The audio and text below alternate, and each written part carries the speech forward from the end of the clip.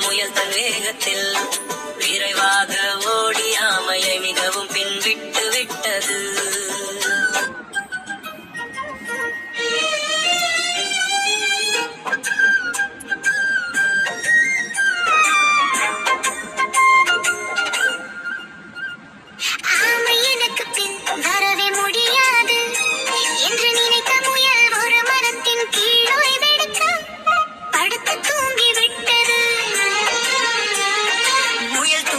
கொண்டிருக்கும் போது ஆமை மெதுவாகவும் தொடர்ந்து நடந்து கொண்டே இருந்தது.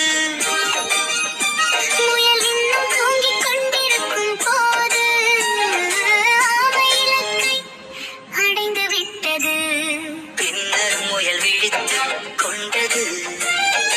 ஆமை ஏற்கனவே வெற்றி பெற்றதை பார்த்து அது மிகவும் வெட்கப்பட்டு தன்னகம் மனம் நொந்தது.